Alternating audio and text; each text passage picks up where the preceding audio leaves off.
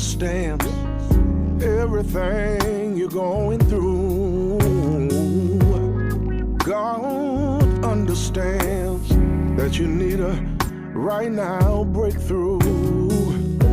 God understands when your friends forsake you.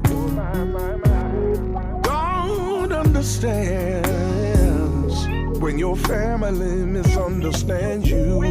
He knows and he cares when you're down and in despair. Don't you worry, child.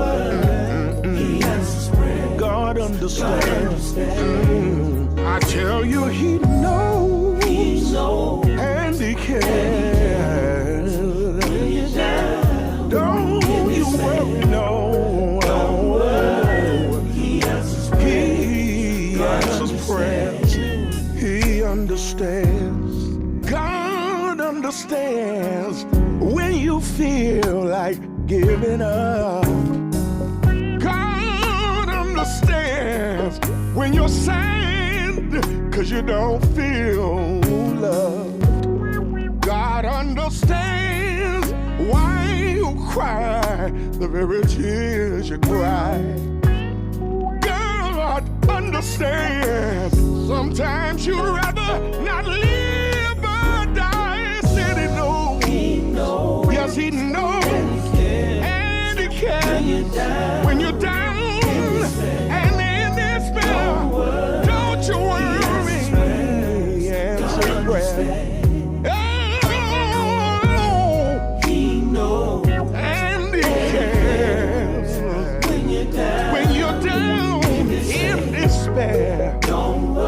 Don't you worry, God understands. Same title.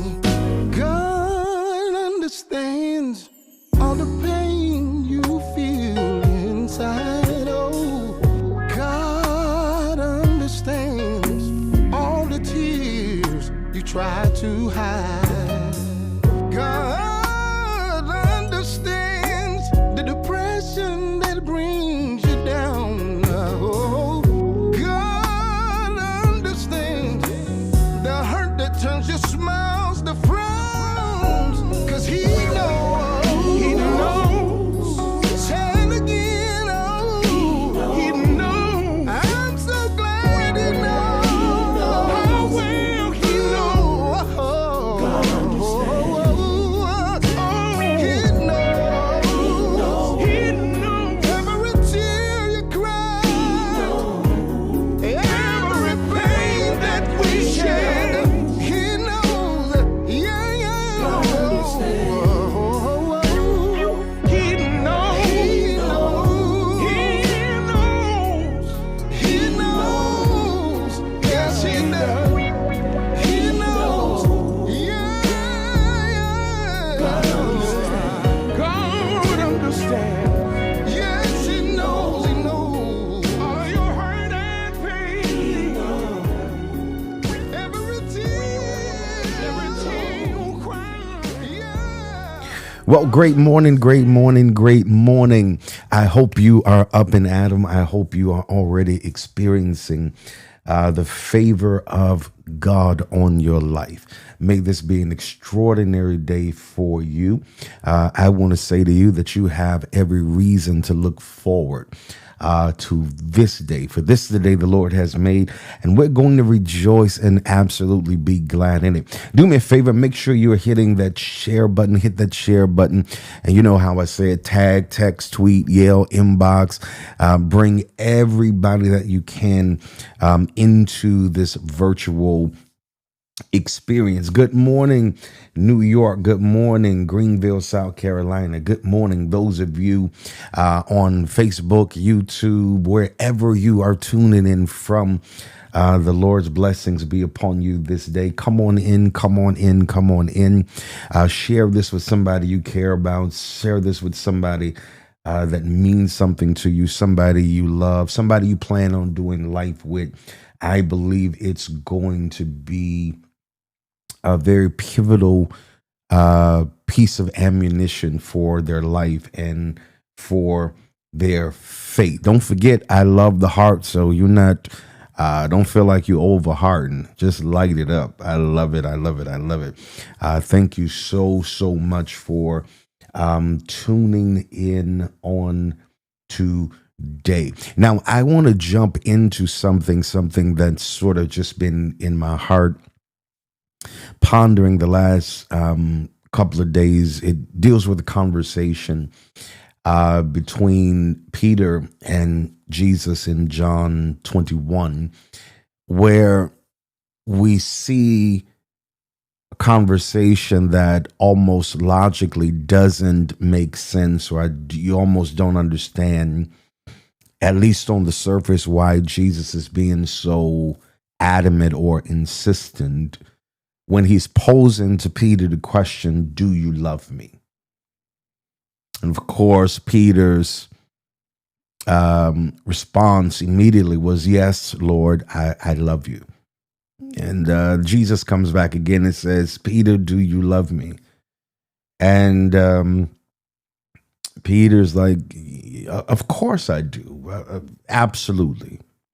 Jesus comes back a third time. And by this time, the Bible says that Peter is a little angry. He's grieved that Jesus is even asking him this question. Do you love me? And Peter's thinking to himself, well, I'm here, ain't I? Isn't that enough?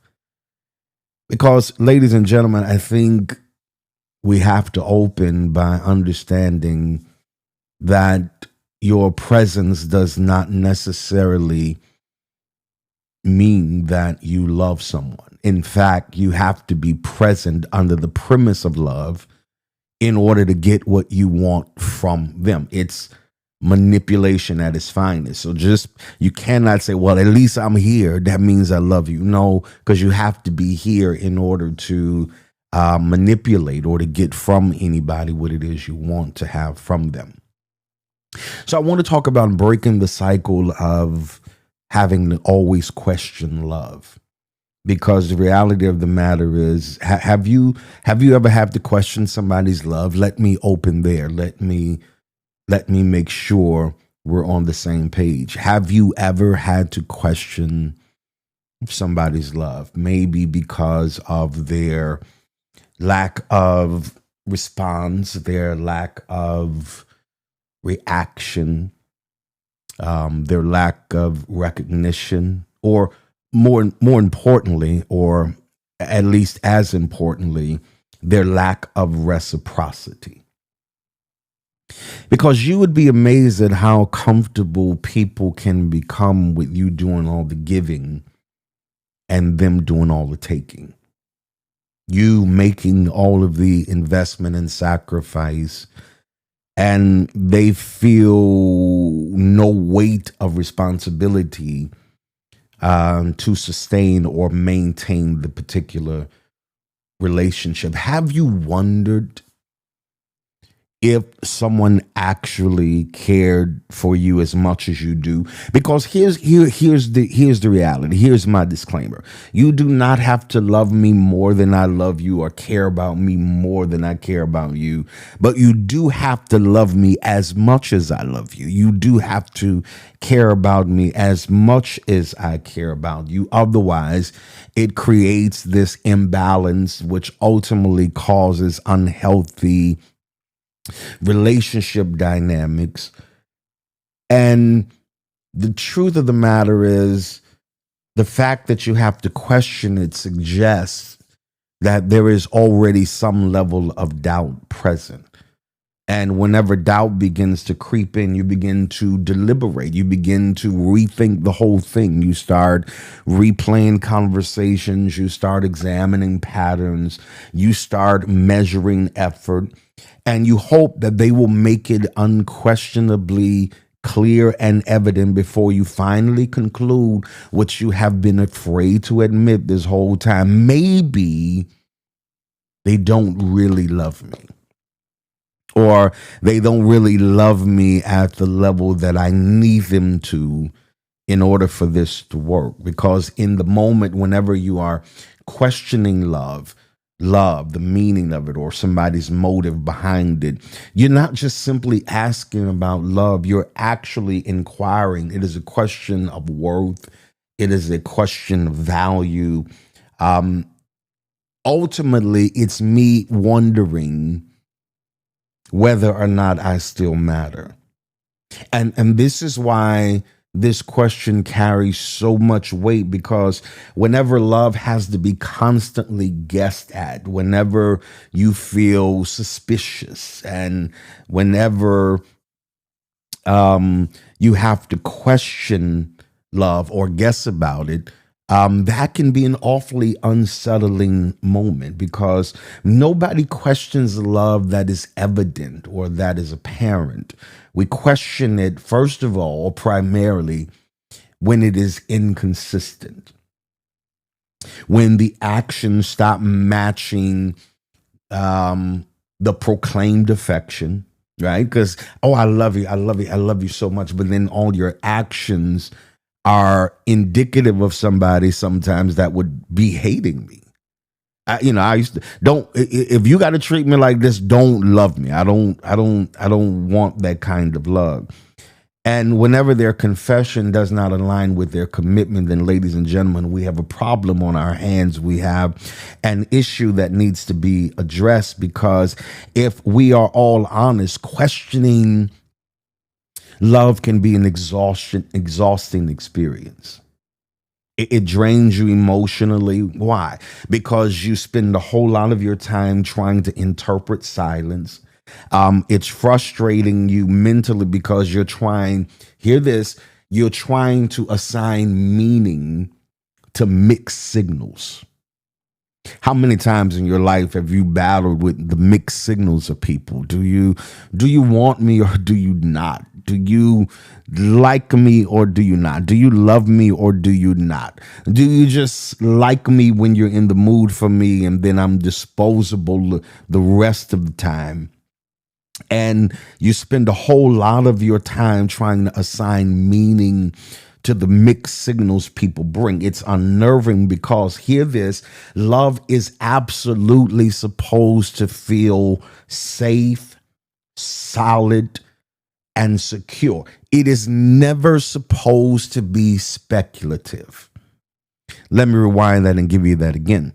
Love is supposed to be solid. It's supposed to feel safe.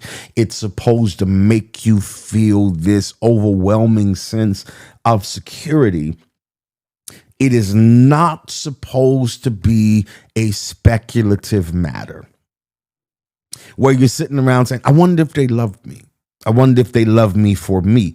Because the truth of the matter is, everybody that says they love you does not really love you. They love what you can do for them. They love what you can provide for them.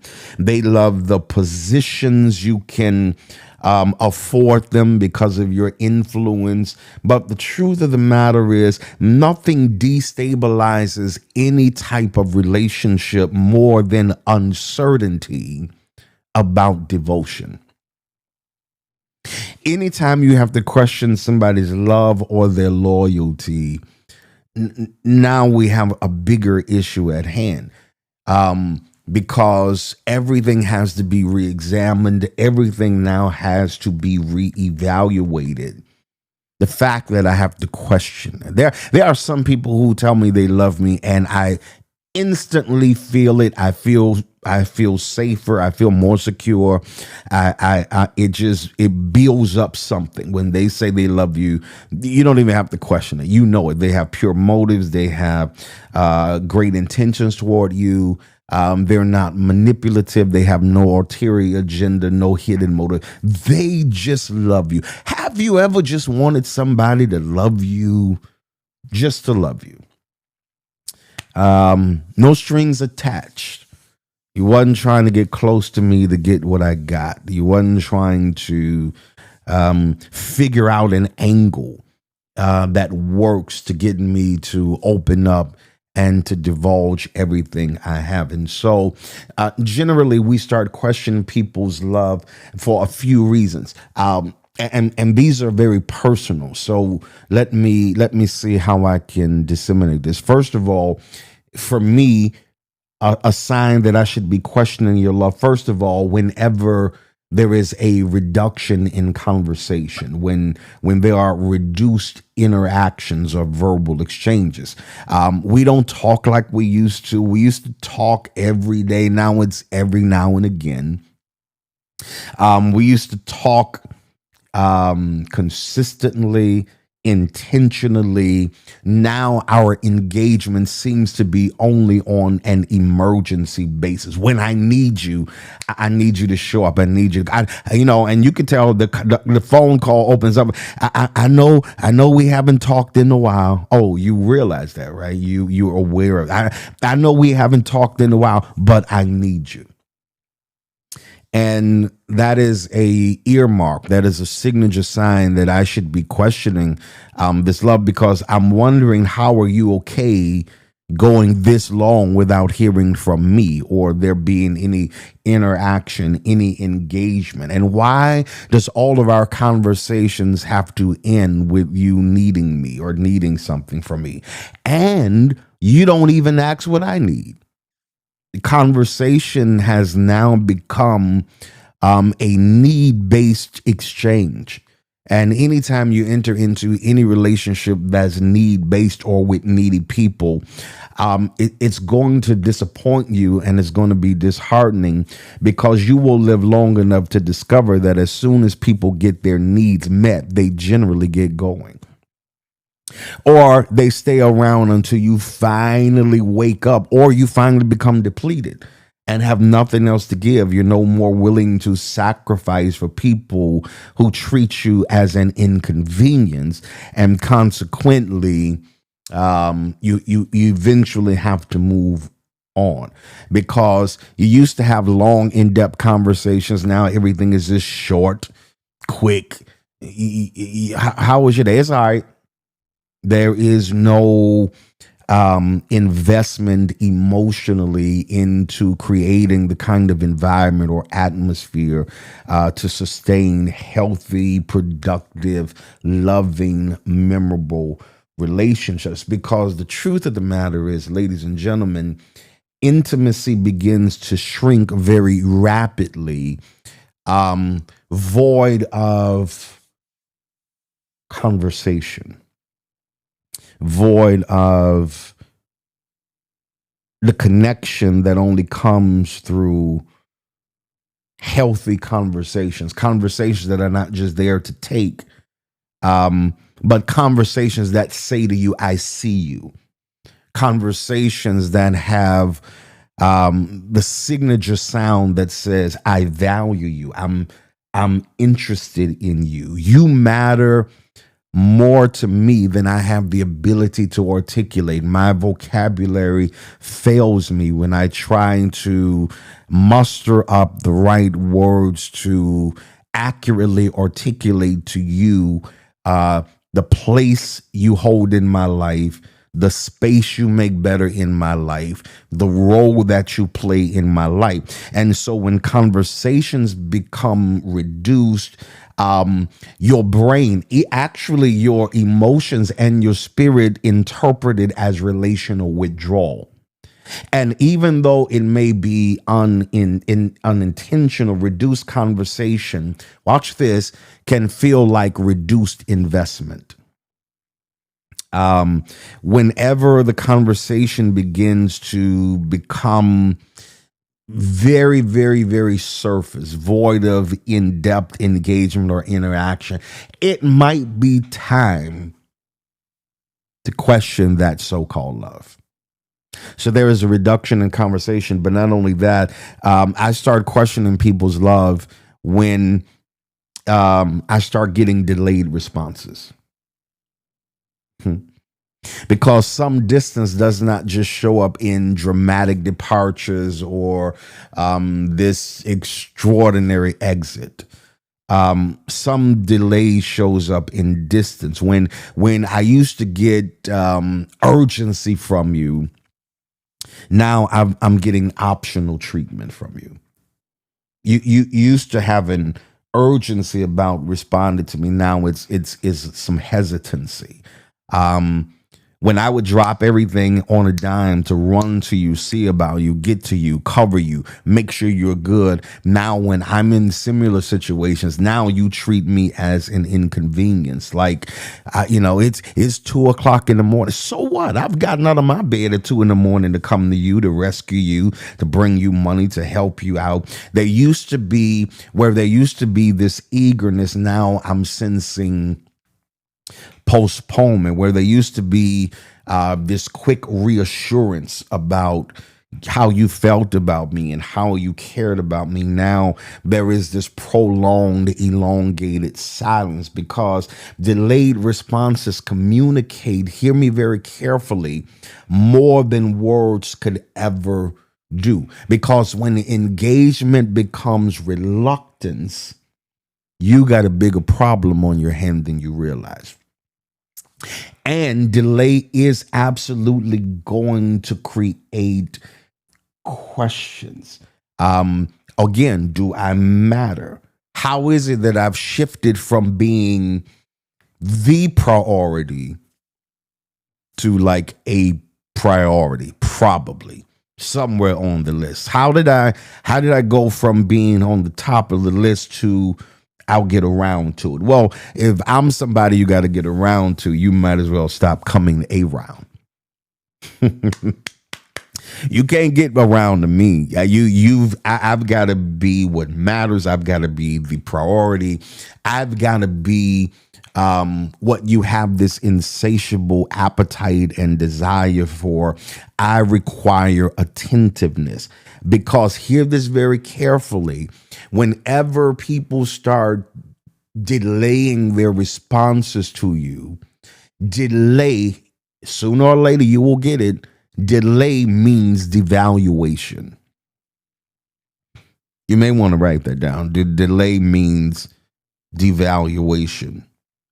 And whenever you and I feel like we are being pushed off or are no longer the priority, delay literally begins to activate hyper anxiety. Man, I wish I had more time for this. Because your mind will always interpret silence as distance. And delayed responses will always create space for assumption. This is why you find yourself always saying, do you love me? Come on, tell me. Do you really love me? Come on, tell me, do you love me? I just told you that. Well, tell me, do you love me? You're constantly needing that reassurance, because you're trying not to give in to the assumptions that their delay is creating for you. And this is the issue. And I always try, I'm always questioning your love because of your emotional withdrawal, right? Emotional withdrawal is simply what the OJ said years ago, and now I'll borrow this from them. Let me give them the credit.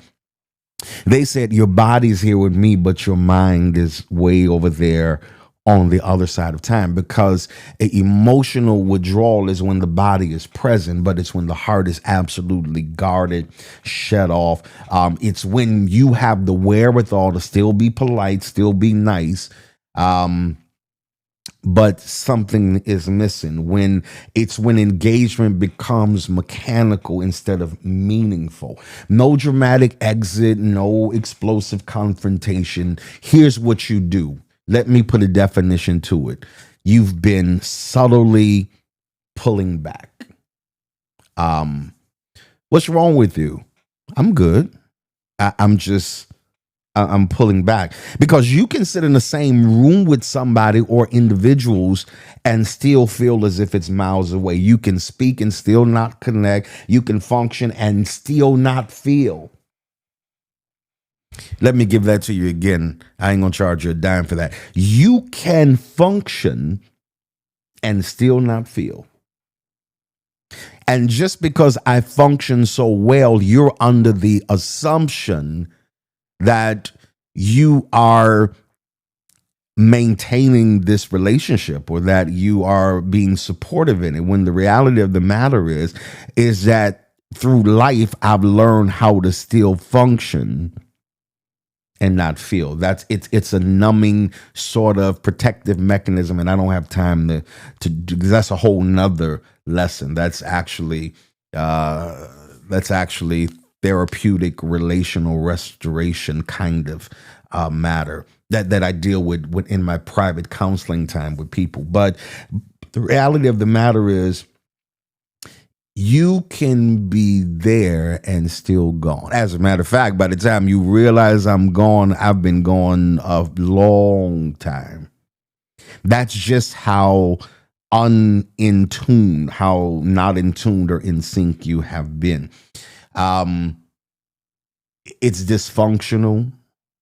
I'm disconnected, and I am delusional to think that there is any future beyond where we are now. Because, hear me, withdrawal is a protective response. Whenever you feel hurt, shamed, uncertain, or overwhelmed, your body, let me go deeper, your spirit, your emotion, goes into shutdown mode. And please hear me when I tell you, if I ever shut down on you, that's it. Move on. Let me save you the trouble. I don't care what you do. I don't care how many cakes you buy. I don't care how much creed you send over here. You're done. Because if I'm at the point of shutdown, it means I have overly extended grace to you. I have overly extended favor to you to get it right. And I've decided to step back, and you have to ask yourself, do they really love me? Because whenever you find yourself in this constant state of questioning somebody's love, their intent, their motive, whenever you have to be speculative or suspect about their agendas concerning, are you just giving me affection because you have an agenda for it? Can you interpret? And you got to watch this, because there are people who are keenly sharp. They know that you lack love. They know that you've lacked emotional support. There are some people who can detect what you miss and provide it, understanding that them providing that to you will give them access to everything they want from you. So if I got to keep asking, do you love me? Do you love me? Do you tell me you love me? Come on, just tell me. Have you ever been in those kind of it's not just an intimate relationship, any type of engagement. Come on, tell me, do you love me? Do you love me? Tell me, say it again. It's a cry for clarity. Oftentimes it's a cry for clarity, and you've been misinterpreting it as just, you get frustrated with them, but it's a cry for clarity. If somebody has to keep asking me, do you love me? Do you love me? Do you love me? It makes me reevaluate how inept I am at showing. Because again, you got people who think that activity replaces articulation. Don't I pay the bills? Don't I take care of this? I'm the one doing this, and I'm doing all that's good. I appreciate that. But your actions of gratitude, your actions of everything you're taking care of is good, but it does not replace the need for articulation. Because what I'm really saying is, hey, I need clarity about where we stand. Why do I have the need for that? Because anytime communication becomes inconsistent, anytime behavior becomes unpredictable, when affection feels assumed but not articulated, hey, I got some questions. I got some questions, because the mind is not programmed to tolerate uncertainty very well. Because when you give me no clarity and leave me with my assumptions, hear this, ladies and gentlemen, your mind creates its own conclusion. Well, if you're not doing it, if you're not giving it to me, you're giving it to somebody else. If you're not treating me this way, then of course you're treating someone else that way. And so your brain is now trying to search for patterns. It's looking for These little signals, because whenever there's the absence of clear affirmation, often it gets interpreted as rejection. Let me give you that again. The absence of clear affirmation often gets interpreted as rejection. If you're not telling me what I mean, then I'm left to assume what I mean. And because there's no communication, because there's no clarity, then I'm going to ingest it, digest it, and define it as rejection. Because if I'm asking you, do you love me? Sometimes what I'm really asking for is clarity. There are people watching me now. Life would be a whole lot better. I don't know who your significant others are, or it could be your children. It could be, they don't understand how much they could help you stabilize your stress level, your emotional instability, if they would just give you some clarity about where you stand. So if I'm asking you, do you love me? It's not just about, hear this clarity. It's about reconnection. Because reconnection implies, it's indicative of the fact that where there was once closeness, now there is this gap. There is this gap that has to be closed. We were once close, but something interrupted it. A disagreement, disappointment, a failure, and often some neglect or silence, whatever it is that has driven this wedge of distance, has created what seems to be this irreconcilable gap, is now causing me to question, do you love me? Or have you ever loved me? I don't know if we want to risk hearing that answer from somebody sometimes, but you know, do you love me? Or there's a young woman by the name of Tori Kelly. She's a singer-songwriter. She has a song that's entitled All in My Head. She's like, did you ever love me? Did you ever feel the same? Or was it just something that was all in my head? Because when I tell you, ladies and gentlemen, when I'm asking you, do you love me? It is because I need reassurance, because reassurance stabilizes fear. Do you love me? I know you might think I'm nagging, or the other person may feel like they're nagging, but it's not nagging. Do you love me can be the voice of uncertainty. Because when you are asking for reassurance, hear this very carefully. It is the heart's request for emotional stability. I just want some reassurance. Again, you can be present, and you can be present physically and emotionally absent. Man, I wish you would get that.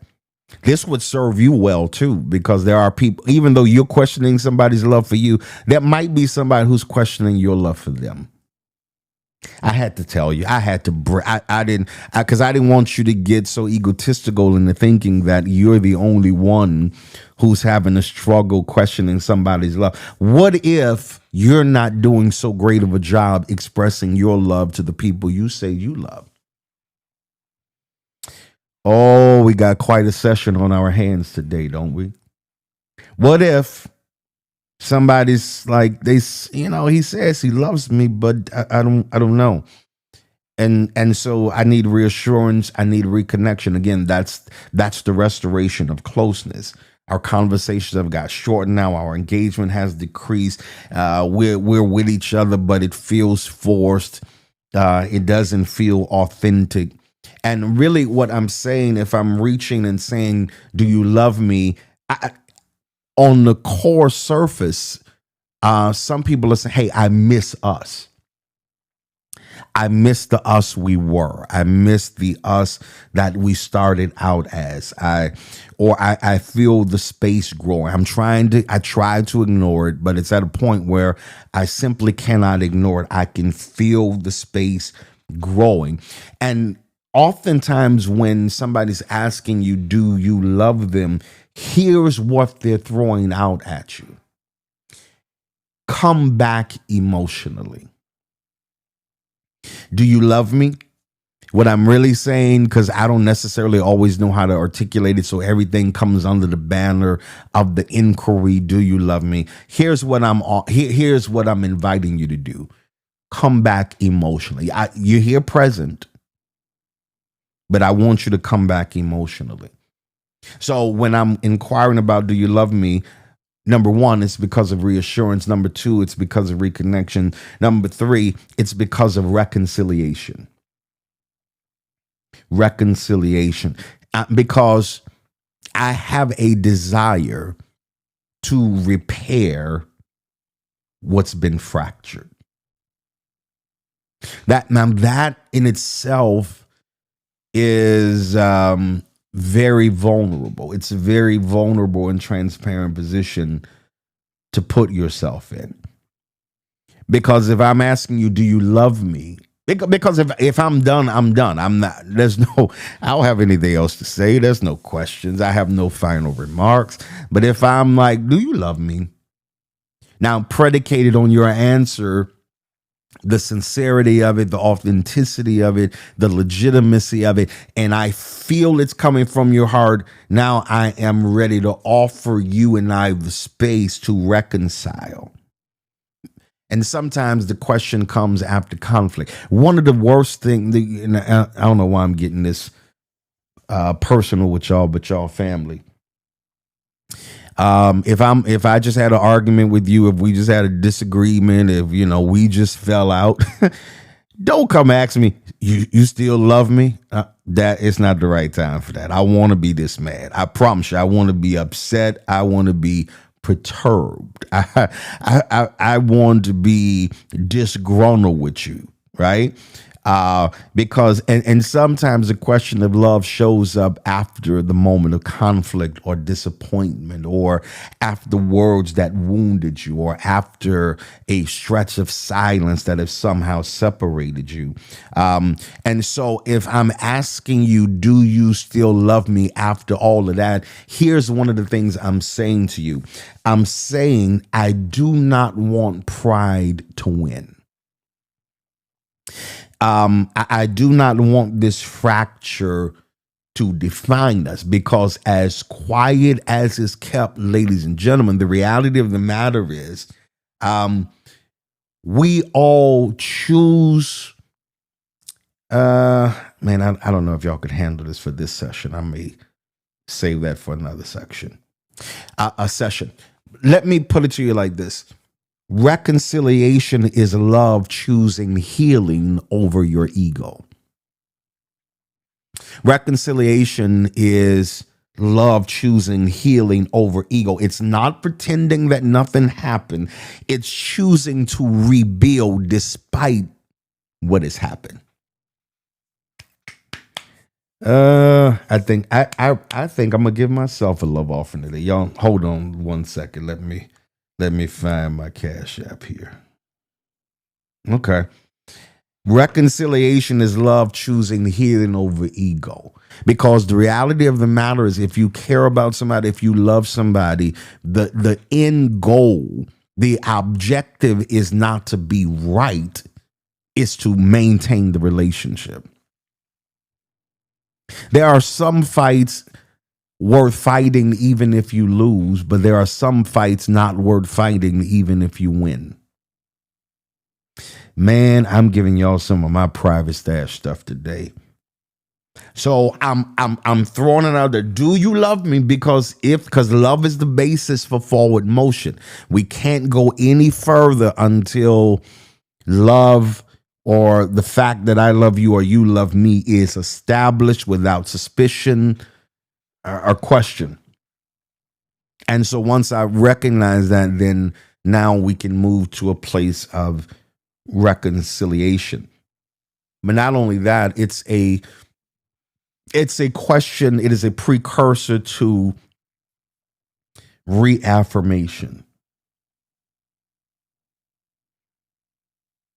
Reaffirmation.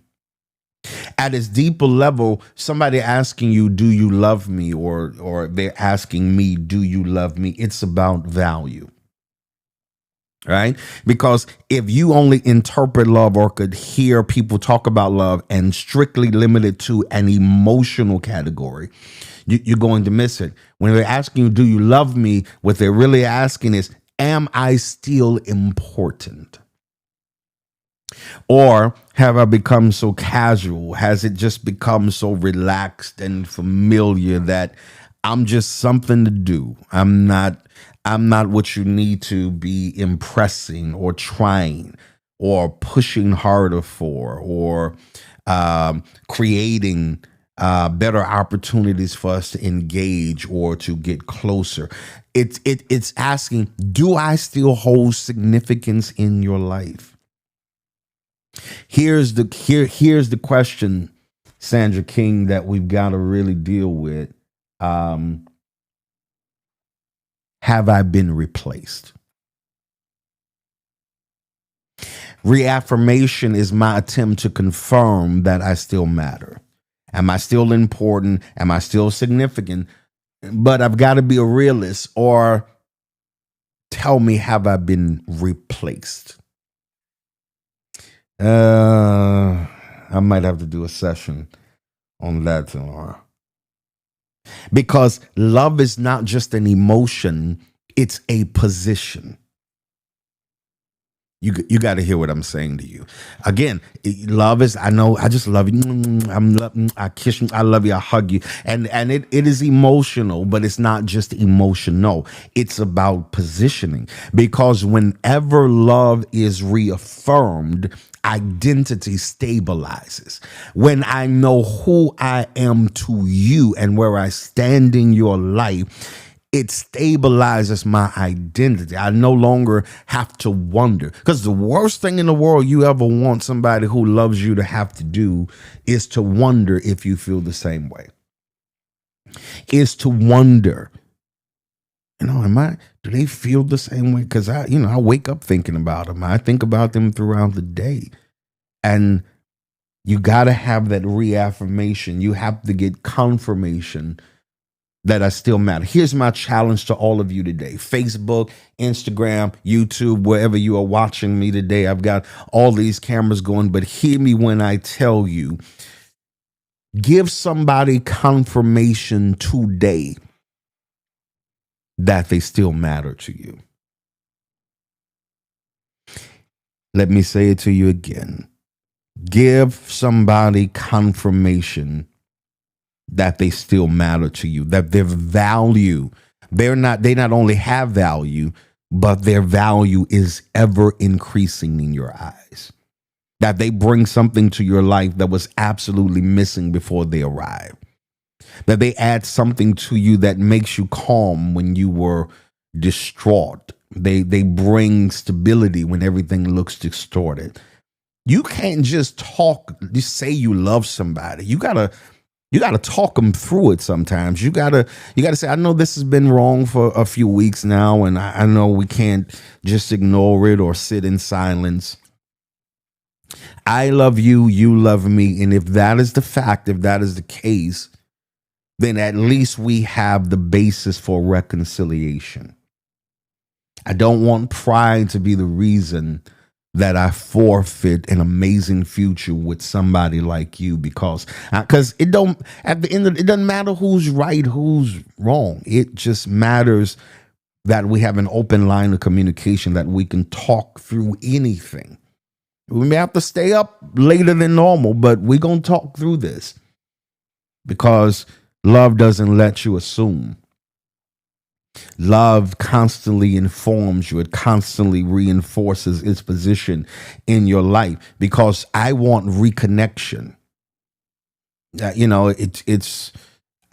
want us to be connected on all levels.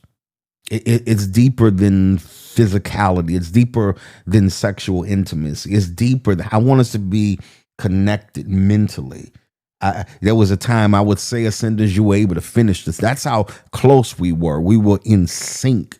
There was a uniformity that was undeniable about our covenant, about this relational contract that you and I have. And so we want that reconnection. And the only thing that will stabilize my fear of being misused, taken advantage of, is to have that reassurance. You don't have to do it every day, but everybody needs constant reassurance. And that doesn't mean every day, 5-6 times a day. It means that there is a constant cycle of me reassuring you. You know you're still mine. You know I still want you more today than I ever did a day in my life. You gotta constantly reassure them. So I want to we're breaking cycles this whole week, this whole sessions. All these sessions have been about breaking cycles. We're breaking the cycles of having to question love. And watch this, we're breaking cycles of anybody else having to question our love for them. There's some phone calls you need to make today. There's some texts you need to send out and say, listen, first of all, let me apologize, because though I love you with everything in me, I could be doing a better job expressing it, showing it, saying it to you. And starting today, I'm going to do just that. I am going to make this better. Let me pray with you. Father, in the name of the Lord Jesus, I pray now for every individual who's been in a position that you have been in. You and Peter, where you had to ask Peter, do you love me, Peter? Not just one time, not just twice, but 3 times. 3 consecutive times you needed to know, did he love you? So, Father, I thank you for everybody who's started this day questioning somebody's love who they do anything for, but they don't feel like they're getting it back. And they feel like that the more I do, eventually they will come around. And unfortunately, that may not be the case. And so, Father, give them clarity and insight, wisdom, knowledge to understand who they are and the capacity they have, and cause them to be on guard. Because anybody who's got a heart like yours that big, it's always going to be a target for manipulative people. So, Father, I pray for reassurance. I pray for the reconnection they long for. I pray for reconciliation in the areas they need it the most. And I pray that you, as only you can, give them reaffirmation that you are still with them. Lo, you're with them always, even until the end of the world. You will never leave them nor forsake them. And I thank you for the love of God. I thank you for your love. Whenever we question anybody else's love on the planet, the one love we never have to question is the love that you have for us. And I pray now in the name of Jesus, amen and amen. Hallelujah. Alana, thank you. Oh, I will tag you. I appreciate that so much. That's a day maker right there. Thank you so very, very much. Listen, I hope you've enjoyed this session today.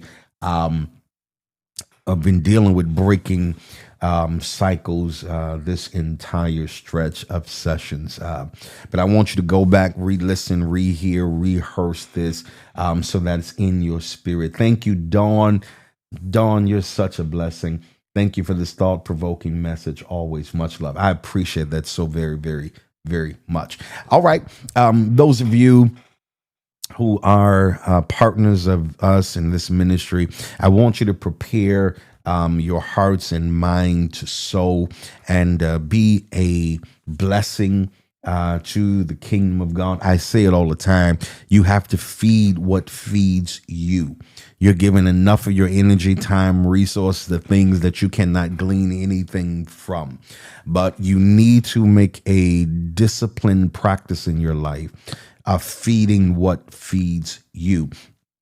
That means pouring into it, investing in it, so that it's always an available resource for you. Cynthia, thank you. Thank you so much. Notes taken.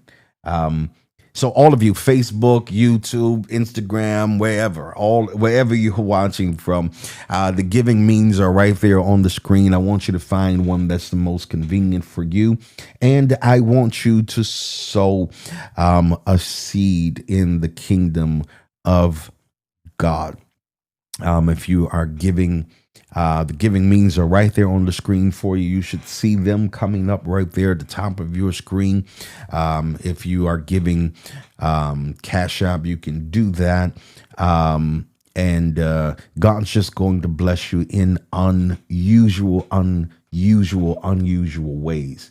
Cash App, $NHM 1030, PayPal, of course, newhomeministries.org. You can go to Givelify, New Home Full Gospel Ministries, or you can text to give. Text NHFWCBR to 54244. Again, NHFWCBR to 54244. And you can give. Also, ladies and gentlemen, you can mail your seed in, of course, get you a stamp, an envelope, a cashier's check, money order, personal check, business check, whatever it is, and send it to our corporate headquarters, 1605 Robert C. Blake Senior Drive, right here in the beautiful city of New Orleans, Louisiana, 70130, and address it to Dewan Hunter. We're going to be notified. We're going to pray over it and pronounce God's blessings over your life.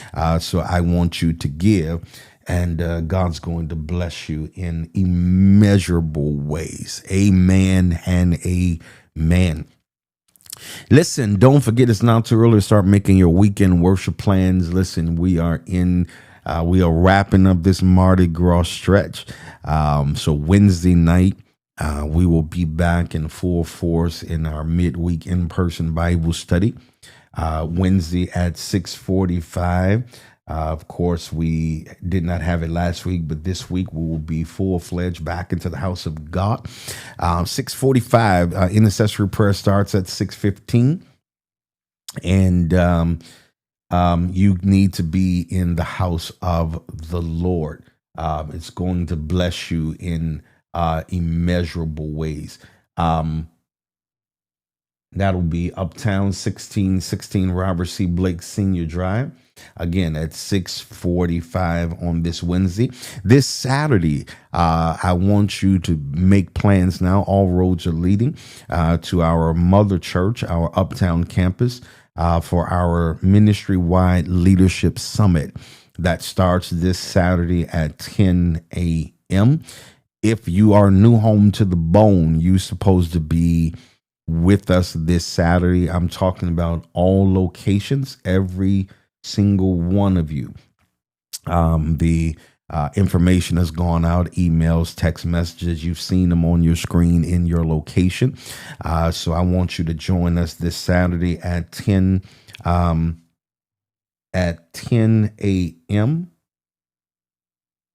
The 28th, I'm sorry. The next Saturday, the 28th. Make sure you are in the house of God for our leadership summit. It's going to be an amazing time. And don't forget, make your weekend worship plans this weekend. Join us at 9 a.m. at our East New Orleans campus. Join us at 8 a.m. and 10:30 at our Uptown campus, 1616 Robert C. Blake Senior Drive, 11 a.m. in Houston, Texas. 10:30 a.m. in our Hammond location, 8 a.m. at our Baton Rouge campus, and then 1 p.m. in Jackson, Mississippi. You can join us. We'd love to see you in any one of those places. You know how I always say it, find you a new home anywhere and get there. It's going to be an amazing experience. All right. Well, I am getting ready to go. I'm going to play something for you. Let's see here. Don't want more. Let's go with this today, because there's no truer statement. There is no one like you.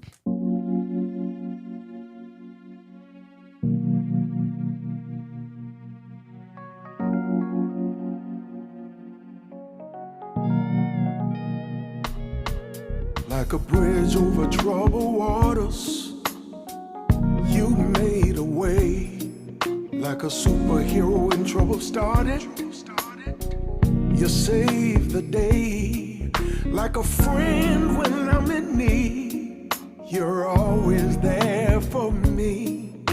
Like the Lord that you are, you supply my every need. There is no one like you, Lord. Not being with you is something I can't afford. There is no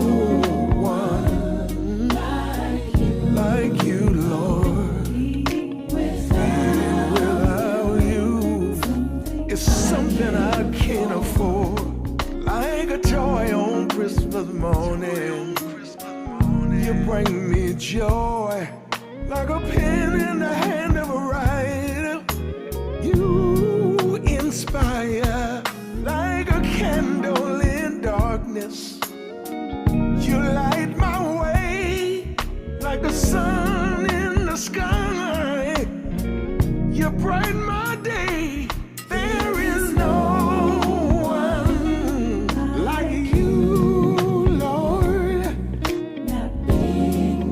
Not being with you, can't afford it. Had it not been for you on my side, searched all over, I still cannot find you and you alone, no one of a kind. You'll forever be in my heart and on my mind. There is no one like you. Oh, being with you, can't afford it, no. Presents and gifts are fine, but nothing compares to you being a friend of mine, Jesus. Oh, can't live without you. Can't make it without you. Can't even breathe without you. I can't sleep at night without you. Don't want to wake up in the morning without you. Oh, there is no one. Buddha can't do it. Muhammad can't do it. Confucius can't make me feel like you do. Lord knows I love my mama. She can't do it. God knows I love my daddy, but he couldn't do it. No one.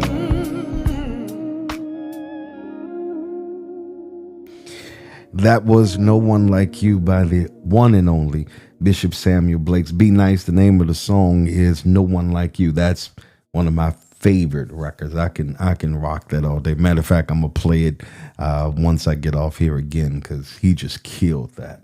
All right, I love you so very much. Don't forget, do me a favor, go to henrybolden.com, go to the bookstore. We got some books there that I think are gonna really bless you. Don't forget to go to srblakes.com and pick up merchandise and books and music and get all kind of information on all the things that we are doing and that we have going on. All right. There's no one like him. So you know what we got to say every single day. Go get it. Don't you take no for an answer, child of God. Go and get it because it is absolutely, positively yours, my friend. I'll